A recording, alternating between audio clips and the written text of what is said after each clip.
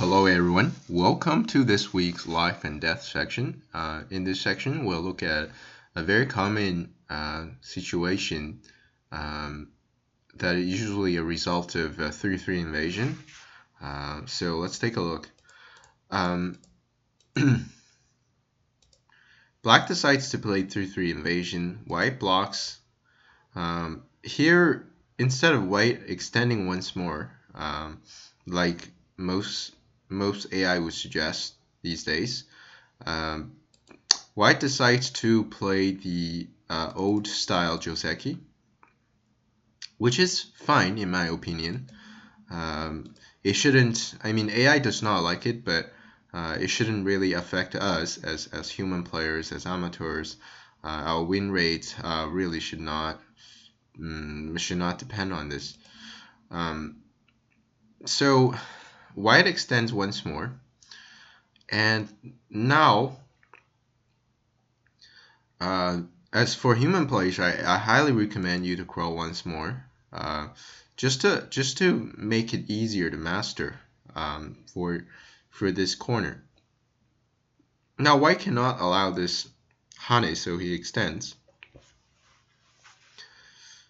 and now black can Tanuki, which is pretty nice. So he will probably go for a split, or he can just approach from the outside or approach from the inside. That is totally up to the player. So let's say he plays a move elsewhere.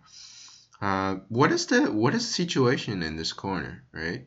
So black looks fine now, but what if white Hanes? When black blocks, white connects. Should we worry about this corner right now, or should we allow white to get this sente? So the answer is no right now, because black and Tanuki once more, and there's no way for white to kill this corner. So if white goes from the first line, black can just connect. And if white goes from the outside, we can just make an eye and live.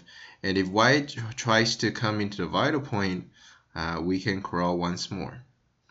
Assume white should probably not block here, but let's assume white really tries to kill us. We have a very nice move that is at t5 to make ourselves alive. So if you come in here, so I believe black can I think black can play here and then make himself alive. So there's no way for white to connect these three stones back, so black definitely has two eyes. So if white just goes like that, there's definitely black's definitely safe and should not worry about anything. This is just fine, and there's a problem for white because he keeps playing moves over here, and black already has a lot of stones outside, so he's probably not doing so well globally. So by playing r2, white is being too slow, right? White tries to make a sente, but black reads the corner really well, and he just tanukis, and then white falls behind. In some other cases, white decides to extend down at q2, and this is our main topic for today. This is the content. So Hane at r2 is really easy to deal with. Well, what about this extension on the second line? So we first need to understand what white's trying to do. White obviously anticipates the U block over here, and now white can either play just a normal move or expands towards the side, and then this q2 move is really gonna threaten any sort of invasion over here. It's a lot harder now for black to make ice space at this area. So white wants to make this exchange. In your game, if you want to block, I would say it's fine. You probably won't lose many percentage points in terms of win rates. I think if you don't feel comfortable about life and death, right? Like if you just want to play solid and keep your corner and make sure everything's alive and safe, go for it. This blocking in R2 is definitely how can I put it? It's not a terrible move, right? Like you just respawn and you just stay solid.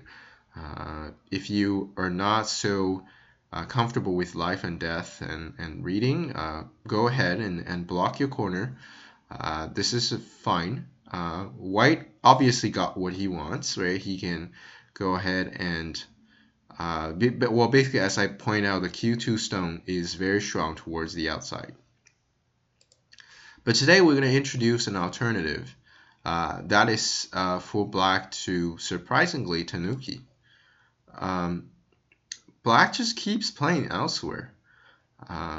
So we understand that Q2 is a pressing move towards the corner. It definitely threatens the life and death situation, but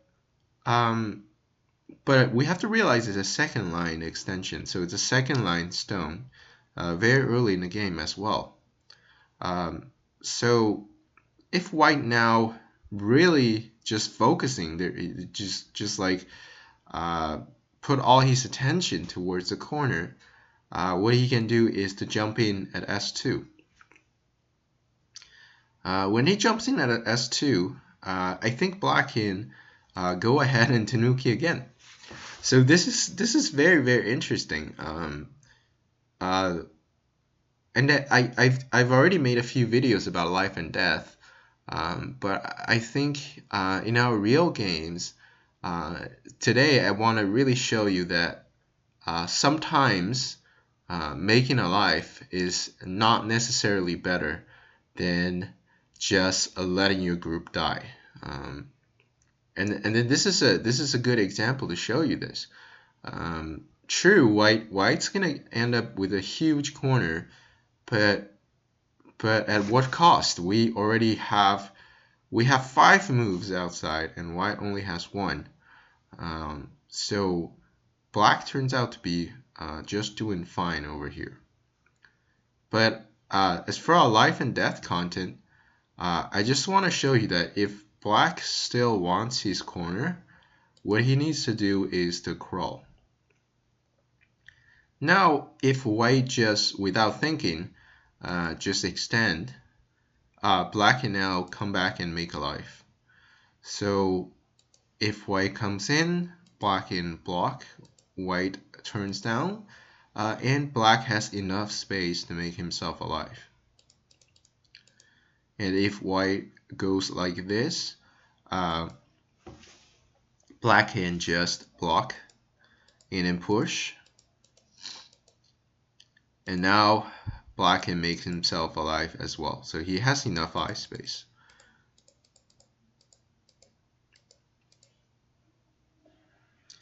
And if white reads that out, he can block over here. Black can make use of this weakness and sacrifice his corner, but he also has the choice to basically, now black is locally dead, but he can make use of this clamp to try to drag himself out. So white is forced to connect and black takes, and now black can probably it looks ugly, like he's crawling on the second line, but he is saving his entire corner, so that is a possibility for black later on. So here you just learn a different option, that is to play flexible and just letting your corner die. It might look horrible for a lot of players, right? Like this is a huge corner. It is indeed huge, but now black has so many stones outside that it totally compensates what he has lost here. And as I said, later on there is a very annoying crawl over here. So white has not really completely captured the corner. Black can put up resistance over here, and then this is a very annoying option later on for white to deal with. So white probably eventually has to play another move to fix this problem.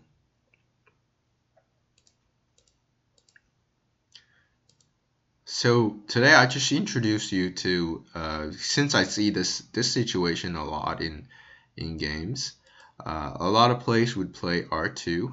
I think it's a good move, but today I gave you another option to play elsewhere, to Tanuki, right? And when white jumps in, we can Tanuki once more, and then white later on needs to spend a third move. Now he spends 1, 2, 3 moves to kill our corner, and if we are able to get 3 moves outside, we totally get our compensations back. So